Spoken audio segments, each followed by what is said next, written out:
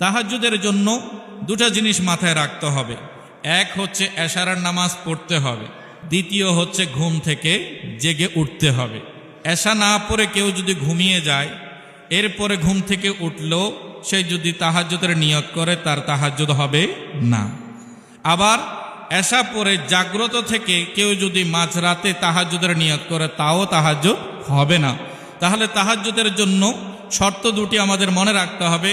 প্রথমে আমাকে নির্দিষ্ট সময়ে এশারের নামাজ শেষ করতে হবে, তারপরে বিছানায় যাব, ঘুম থেকে আমরা পুনরায় জাগ্রত হয়ে তাহাজ্জুদের জন্য নিয়ত করতে পারব। তাহাজ্জুদের নামাজের ফজিলত কি, বরকত কি, কখন পড়তে হয়, সেটার রাকাত সংখ্যা কি এবং সেটার ভিত্তি বা বিধান কি ইসলামী শরীয়তে, প্রশ্ন আসে, আমরা উত্তর জানব। নবী করিম সাল্লাল্লাহু আলাইহি ওয়াসাল্লামের ওপরে 6 ওয়াক্ত নামাজ ফরজ ছিল, তন্মধ্যে 1 ওয়াক্ত হচ্ছে তাহাজ্জুদের নামাজ। পবিত্র কোরআনে সূরা বনী ইসরাঈলের 79 নম্বর আয়াতে পাক আল্লাহ স্পষ্ট করেছেন, বিসমিল্লাহির রহমানির রহিম, ওয়া মিনাল লাইলি ফাতাহাজ্জাদ বিহি নাফিলাতাল লাক। হাবিব, রাতের বেলা আপনার জন্য তাহাজ্জুদের নামাজকে আমি অতিরিক্ত হিসেবে নির্ধারণ করেছি। নবীর জন্য ফরজ আর উম্মতের জন্য সুন্নাত কিংবা নফল, দুভাবেই মত আছে। তাহাজ্জুদ হলো এশারের পর ঘুমিয়ে পুনরায় উঠে যে নফল আদায় করা হয়, সেই নামাজকে তাহাজ্জুদের নামাজ বলা হয়। দেখুন, তাহাজ্জুদের হুকুম ছিল নবী করিম সাল্লাল্লাহু আলাইহি ওয়াসাল্লামের জন্য ফরজ আর উম্মতের জন্য সুন্নাহ কিংবা মুস্তাহাব। আমরা কিতাবের মধ্যে দেখতে পাচ্ছি, আল হেদায়ার মধ্যে আছে কিয়ামুল লাইলি সুন্নাতুন মুআক্কাদাতুন, এবং রদ্দুল মুহতারের মধ্যে ফতোয়া শামির মধ্যে আছে ওয়া তাহাজ্জুদু সুন্নাতুন মুআক্কাদাতুন। বলা হচ্ছে তাহাজ্জুদের নামাজ হচ্ছে সুন্নাতে মুআক্কাদা। আমার প্যারা রাসূল নিয়মিত এই সুন্নাত আদায় করতেন, কখনো মিস করতেন না।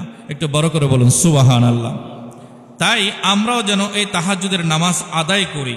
এর ফজিলত কি, বরকত কি, যদি আমরা দেখি, দেখা যায় মুসনাদে আহমদের 27634 নম্বর হাদিস এবং ইমাম বাইহাকির শুআবুল ঈমানে 3558 নম্বর হাদিসে পাকে আল্লাহর মাহবুব সাল্লাল্লাহু আলাইহি ওয়াসাল্লাম ইরশাদ করছেন, ইযা জামা আল্লাহুল আউয়ালিনা ওয়াল আখিরিনা ইয়াউমাল কিয়ামা, যখন আগের এবং পরের সকল মানুষকে আল্লাহ তাআলা কিয়ামতের ময়দানে একত্র করবেন, যা মুনাদিন ইউনাদি, একজন ঘোষক এসে আহ্বান করতে থাকবে, ডাকতে থাকবে, আইনাল্লাযীনা কানাত তাতাজাফা জুনুবুহুম আনিল মাদাজি, হে ওইসব লোকেরা, তোমরা কোথায় আছো যারা রাতের বেলা বিছানা ছেড়ে মুসাল্লায় দাঁড়িয়ে যেতে, আরামের ঘুম ছেড়ে যারা দাঁড়িয়ে যেতে, তখন তার আওয়াজ শোনার সাথে সাথে আল্লাহ রাসূল বলছেন, ফায়াকুমুনা ওয়া হুম কলিলুন, তারা সবাই দাঁড়িয়ে যাবে কিন্তু তাদের সংখ্যা হবে খুবই কম।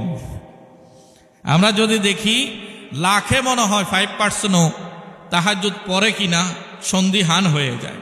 কারণ আমরা যখন সারাদিনের ক্লান্তি অনুভব করে বিছানায় চলে যাই, তখন আমাদের চোখ খুলতে হয়তো আমরা অ্যালার্ম দিয়ে রাখি ফজরের ওয়াক্তে, এর আগে উঠার জন্য আমাদের তেমন প্রস্তুতি থাকে না।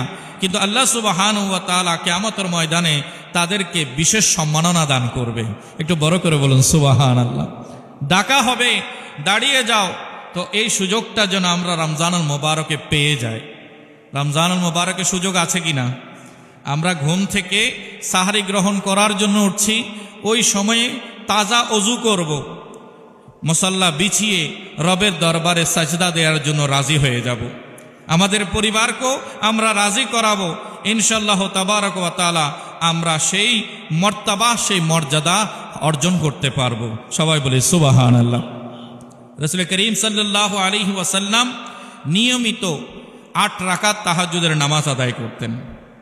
উলামায়ে কেরাম বলেছেন, তাহাজ্জুদের নামাজ সর্বনিম্ন হচ্ছে 2 রাকাত।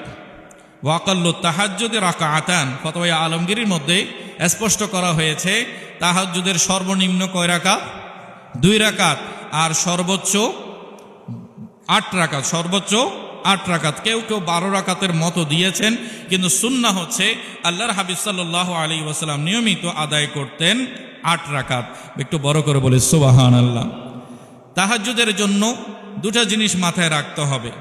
এক হচ্ছে এশারার নামাজ পড়তে হবে, দ্বিতীয় হচ্ছে ঘুম থেকে জেগে উঠতে হবে। এশা না পড়ে কেউ যদি ঘুমিয়ে যায়, এরপরে ঘুম থেকে উঠলো, সে যদি তাহাজ্জুদের নিয়ত করে তার তাহাজ্জুদ হবে না। আবার এশা পরে জাগ্রত থেকে কেউ যদি মাঝরাতে তাহাজ্জুদের নিয়ত করে তাও তাহাজ্জুদ হবে না। তাহলে তাহাজ্জুদের জন্য শর্ত দুটি আমাদের মনে রাখতে হবে। প্রথমে আমাকে নির্দিষ্ট সময়ে এশারের নামাজ শেষ করতে হবে, তারপরে বিছানায় যাব, ঘুম থেকে আমরা পুনরায় জাগ্রত হয়ে তাহাজ্জুদের জন্য নিয়ত করতে পারবো। কিন্তু এটার জন্য একেবারে মধ্যরাত হতে হবে এমন কোনো শর্ত নেই। কেউ যদি ঠিক সময়ে জামাতের সাথে 8টা 30 নামাজ আদায় করে নেন, এরপরে তিনি কিছু আহার গ্রহণ করে শুয়ে যান, এরপর রাত 10:30টায় বা 10টার দিকে বা 11টার দিকে তিনি যদি আবার জাগ্রত হয়ে যান, তখনও যদি তিনি তাহাজ্জুদের নিয়তে মুসাল্লায় দাঁড়িয়ে যান, ওনার নামাজ তাহাজ্জুদের নামাজ হয়ে যাবে। যেহেতু ওনার মধ্যে শরীয়ত মোতাবেক দুটি শর্তই পাওয়া গেছে, একটি হচ্ছে এশাও আদায় করেছেন, আর অপরটি হচ্ছে তিনি ঘুম ছেড়ে আবার বিছানা ত্যাগ করে নতুন তাজা ওযু করে মুসাল্লায় দাঁড়িয়েছেন। তাই এটার জন্য দীর্ঘ রাত পর্যন্ত অপেক্ষা করতে হবে এমন কোনো শর্ত নাই। আল্লাহ তাআলা মাহে রমজান মুবারকে আমাদের আপনাদের সবাইকে তাহাজ্জুদের ফজিলত অর্জন করার তৌফিক দান করুক, আমিন।